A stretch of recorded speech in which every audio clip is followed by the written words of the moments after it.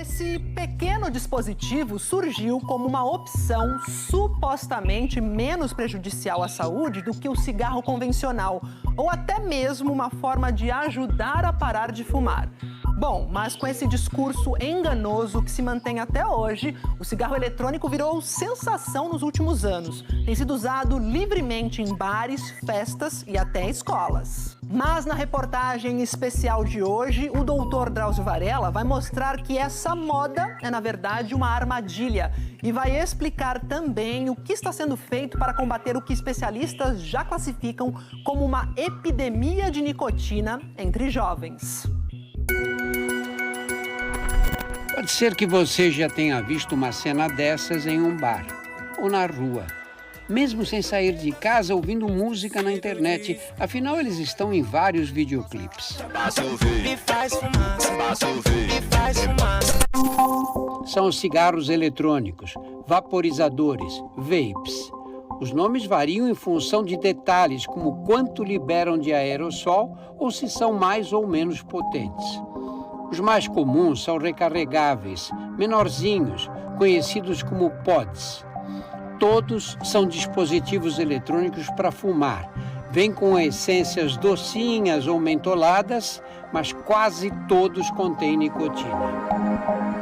A nicotina líquida ela é aquecida dentro desse dispositivo, né, e ao dar uma tragada, forma-se um vapor. Só que para formar esse vapor, é necessário que se insira substâncias que não existem no cigarro tradicional.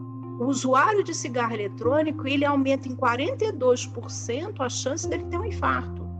O adolescente que usa cigarro eletrônico, ele aumenta em 50% a chance dele ter uma asma. Nessa escola estadual da Zona Leste de São Paulo, a volta às aulas após o isolamento da pandemia trouxe uma novidade. Alunos usando vaporizadores, educadores preocupados, pais sem saber como convencer os filhos a sair dessa. Reunimos esse grupo de estudantes para bater um papo. Como eles são menores de idade, não vamos identificá-los. Por que você acha que o cigarro eletrônico pegou desse jeito? Então é porque é uma coisa nova, né? Os jovens hoje em dia gostam muito de modinha, né? Entre os seus amigos, de cada 100, quantos fumam eletrônico? 90. Meu primeiro encontro com o cigarro eletrônico, com o pod, foi numa balada, tinha um sabor, era de morango. Acabei experimentando, no começo achei bem forte. Essas essências que eles colocam diminuem a irritação que a fumaça causa quando passa pela garganta. E aí você consegue puxar uma quantidade muito mais alta, muito maior de fumaça. Você fuma quantas vezes? Depende muito da quantidade, tipo, de 1.500 puxa. Se eu usar os 1.500 puxa, acabou. Dura em torno de umas 3 horas. Você tem noção de que isso é uma dose muito alta de nicotina? Não. Isso que a aluna da escola chamou de puxa é a mesma coisa que tragada. Em média, um cigarro comum oferece 15 tragadas. Um maço teria, então, 300 tragadas. Logo, um vaporizador de 1.500 tragadas seria equivalente a 5 maços. Mas a comparação não é tão simples assim, porque um cigarro comum no Brasil tem no máximo 1 miligrama de nicotina. Isso é regulamentado pela Anvisa. E os diversos tipos de pod, hoje vendidos ilegalmente e sem fiscalização, podem entregar muito, mas muito mais nicotina. Eu tenho muita ansiedade, então quando eu fumava eu sentia que diminuía um pouco. Mas eu também sentia meu peito apertado, eu chiava muito, porque eu tenho bronquite. Então eu sentia que atacava minhas crises. E você parou por quê? Parei porque eu estava sentindo que eu estava usando mais inalador do que eu usava antes. Por causa da asma? Por causa da minha asma. E foi fácil parar? Não, não foi. O que você sentia? Eu sentia, minha ansiedade duplicou, eu sentia minha mão suar, eu ficava com crise de ansiedade muito forte, chorava toda noite. Quantos dias durou essa crise de abstinência? Acho que por volta de 1 mês também. 1 mês? Não tinha hora que dava um desespero, mamãe? Dava, até hoje, de vez em quando dá. E você, ele causou algum problema? Sim, causou vício. E com o tempo eu acabei precisando trocar o pod pelo cigarro. Com o cigarro, como eu consigo me controlar mais, o pod acabava saindo muito caro. Sempre quando eu tento parar, eu acabo tendo uma crise de abstinência mais forte. Você sabe por que acontece isso? Porque a concentração de nicotina no pod é muito mais alta do que no cigarro. E quanto mais alta é a quantidade de nicotina que a gente fuma, maior é a chance de desenvolver dependência mais depressa. Nos Estados Unidos, essa febre do cigarro eletrônico deu origem a uma investigação no Congresso que chamou o fenômeno de epidemia de nicotina entre os jovens. O documentário Cigarro Eletrônico, Como Tudo Deu Errado, produzido pelo New York Times, conta a história da Juul, empresa que dominou esse mercado, oferecendo uma alternativa para fumantes adultos que tentavam se livrar do vício. Mas os que se tornaram clientes da Juul foram os adolescentes. Os fundadores da empresa tiveram que dar explicações em uma audiência a congressistas. Adam Bowen e eu fundamos a Juul Labs. Desde o momento que Adam e eu começamos a jornada que culminaria no sistema da Juul, nós tínhamos um objetivo claro: gerar uma melhoria na vida de fumantes adultos. O depoimento de James Monsi no Congresso começou assim, afirmativo. Mas quando vieram as perguntas sobre os jovens se iniciando na nicotina por causa do cigarro eletrônico, o tom mudou. Eu não me lembro muito. Eu não tenho certeza de... Eu não sei o certo. Tudo bem. É chocante você não saber a resposta. Quando você responde eu não sei, quando na verdade sabe, é uma mentira também. Eu só quero que saiba disso. De 2017 para 2018, o número de adolescentes americanos que usavam cigarros eletrônicos começou a chamar a atenção nas pesquisas. Nessa época, a Juul só crescia. Os relatos que chegavam de adolescentes com vaporizadores causavam uma reação meio... tá. A gente vê isso depois. Porque os adolescentes querem um Juul. Então, a verdade é que existe um longo histórico de produtos de uso adulto caindo nas mãos de menores de idade. E aquela missão positiva e nobre se transformou em um diabinho no ombro. Olha, agora a gente vai ficar rico e, seja qual for a consequência, eles que se danem. Uma das propagandas da Juul mostrava jovens felizes, fazendo coisas legais em um cenário colorido. Olha o que o autor dessa ideia pensa hoje. Eu me sinto culpado, sabe? No fim das contas, depois de tudo, eu talvez tenha ido pelo lado errado com o anúncio. O funcionário da Juul, que contratou a campanha publicitária, também reavaliou aquele período. Eu parei com o vape, parei de usar o Juul depois que me demiti. E eu consegui usando o chiclete. Eu usei o chiclete de nicotina, nem pede receita. Hoje em dia, eu sou assistente social. Eu trabalho como psicoterapeuta com adolescentes em risco, com menores e jovens adultos. Estou devolvendo a moral, devolvendo a ética para minha própria vida. O documentário está disponível no Globoplay. Minha mãe pegou o meu Juul. Em Araguari, Minas Gerais, o estudante de medicina Igor decidiu parar de fumar cigarro de palha com a ajuda do eletrônico. Isso em dezembro do ano passado. Que diferenças você notou em você quando começou o eletrônico?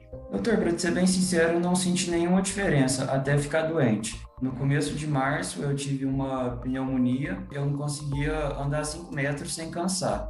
Aí eu cheguei no hospital, fiz uma tomografia e o médico já me internou na hora. Eu fiquei 10 dias na UTI, sendo 5 deles entubados. É comum vocês verem casos assim, um rapaz saudável, sem nenhuma debilidade imunológica, ter um quadro tão rápido desse jeito? Não é mesmo. Começou com uma infecção bacteriana, a pneumonia se instalou e o quadro se alastrou por todo o pulmão, muito provavelmente facilitado, ajudado por esse hábito de inalar esses gases tóxicos que vêm junto com o cigarro eletrônico. Na fabricação do cigarro eletrônico, eles colocam ácidos para formar sais de nicotina. O principal é o ácido benzoico.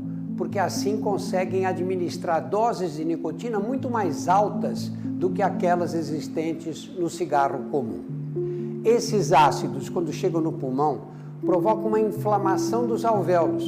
Os alvéolos são aqueles saquinhos microscópicos onde o sangue troca gás carbônico por oxigênio.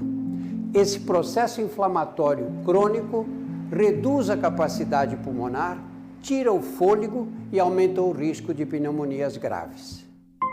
O que tem dentro de um cigarro eletrônico não é só aroma, ácido e nicotina. Um estudo recente, que eu fiquei assustada quando eu li, eles descobriram em algumas marcas que foram pegas aleatoriamente nos Estados Unidos no mercado, eles descobriram que tinha remédio para pressão alta, remédio para controlar o batimento cardíaco, remédio para quem tem epilepsia, quem tem convulsão, tinha antibiótico. Então eu posso dizer para você que a gente ainda não sabe tudo que tem lá dentro. E aí, assim, remédio é feito para você tomar via oral, alguns pela veia. Em medicina a gente não fuma medicamentos, né? Não. Uma pesquisa da Universidade Federal de Pelotas revelou que quase 20% dos adultos entre 18 e 24 anos já experimentaram o eletrônico. É quase 3 vezes a taxa da população em geral. A pesquisa não entrevistou menores de idade. A indústria não tem muito interesse nos velhos fumantes. Eles já estão viciados. Eles já fizeram as suas doenças, eles não querem saber disso, não querem falar sobre isso. Então, eles querem que o público jovem comece a usar, então, esse mais novo produto, que é o cigarro eletrônico. Desde 2009, a Anvisa proíbe a venda, importação ou a propaganda de cigarros eletrônicos. Mas essa decisão voltou a ser analisada porque existem 19 projetos de lei sobre cigarros eletrônicos tramitando no Congresso. Você tem acompanhado o movimento para tentar fazer com que a Anvisa aprove o cigarro eletrônico? Muito de perto, Drauzio. Acho que é uma pressão que a Anvisa está sofrendo muito intensa, né? Nós fizemos 2 estudos sobre isso, né? Os adolescentes que começaram a usar cigarro eletrônico tiveram uma probabilidade 3,5 vezes maior de experimentar um cigarro comum e de mais de 4 vezes de começar a usar regularmente um cigarro comum. Atualmente é muito fácil comprar os vapes e os pods. A Polícia Federal tem feito operações de repressão ao contrabando de cigarros eletrônicos. Nos últimos 15 dias, uma apreensão foi feita em São Paulo e outra em Brasília. O Fantástico perguntou aos 3 maiores fabricantes de cigarros no Brasil qual era a posição deles em relação ao comércio do dispositivo eletrônico. Em nota, a Philip Morris Brasil diz que apoia um modelo regulatório que combata as vendas clandestinas dos cigarros eletrônicos. Também em nota, a Japan Tobacco International diz que é favorável à liberação da venda de dispositivos eletrônicos, porque a regulamentação vigente não tem se mostrado eficaz. A British American Tobacco Brasil preferiu se manifestar por um porta-voz. A regra, ela traz, além de segurança para o consumidor que busca o quê? O cigarro eletrônico, que obedece a critérios sanitários, e ele permite, inclusive, o quê? Que você oriente, que você informe, que você eduque essa geração de que esses dispositivos têm risco, um risco reduzido, mas não são produtos isentos de risco. Em Heliópolis, maior favela de São Paulo, a impressão que dá é que é mais fácil achar um vape do que um cigarro comum. O Marcivan é uma das lideranças daqui. Você acha que existe uma epidemia de cigarro eletrônico aqui na comunidade hoje? Eu acho que existe. Não só em Heliópolis, mas em qualquer lugar. O Fantástico reuniu alguns moradores da comunidade, todos fumantes do eletrônico. Você fuma todo dia? todo dia. Acordo fumando, durmo fumando, é assim. E você, Angélica? Você fumava cigarro comum? Então, não suportava o cigarro. E hoje em dia, às vezes, quando tá na bebida, tá curtindo, acabo até fumando cigarro. Inclusive, eu tenho problema de broncopneumonia e o médico até falou pra mim, para, mas não tem como. E aí? Quando foi que você começou? Foi com meus primos. Aí fui pesquisando das famosas tricks, que são tipo bolinhas que a gente consegue fazer com a boca, e joga a bolinha com a mão. Aí eu falei, da hora, quero aprender. Qual a diferença de como você usava o pod quando você começou a usar para quando você usa agora? A diferença foi que só aumentou a quantidade.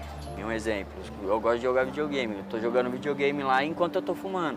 Porque, tipo, acelera. Tem vezes que eu me estresso, aí eu pego o pod e já dá uma maneirada, aí eu consigo jogar, consigo continuar o jogo. A nicotina, ela provoca crise de abstinência em minutos, às vezes. Aí você dá uma tragada, você sai do inferno para o paraíso. Não é verdade? Em segundos. Você sabe por que acontece isso? Porque você joga ela no pulmão, né? Você joga ela no pulmão, para onde ela vai parar? No pulmão, ela vai para o coração e de lá é espalhada pelo corpo. Sabe quanto tempo leva para ela chegar no cérebro? 6 a 10 segundos. Por isso é que o alívio é imediato. 6 a 10 segundos. Toda droga que tem uma ação rápida vicia muito. Olha o crack. Por que o crack joga a pessoa na sarjeta? Porque é fumada. E o cigarro eletrônico é essa armadilha. A pessoa perde a liberdade dela de escolha. E isso tem que ficar claro para as pessoas. E a síndrome de abstinência traz irritabilidade, traz insônia, traz dificuldade de concentração. Será que a gente precisa disso nessa sociedade? É uma escolha nossa. Os cigarros eletrônicos foram criados com a desculpa de que ajudariam os fumantes a ficar livres do vício. Os estudos mostraram que não é verdade. Eles nada mais são do que dispositivos para administrar nicotina, a droga que provoca a dependência química mais escravizadora. Eu sei porque senti no corpo. Eu fumei dos 17 aos 36 anos. Todo o esforço que nós fizemos para reduzir o número de fumantes será perdido. Estamos criando uma legião de dependentes de nicotina e de fumantes passivos que ficarão com os pulmões doentes, agredidos pela fumaça dos que fumam os eletrônicos.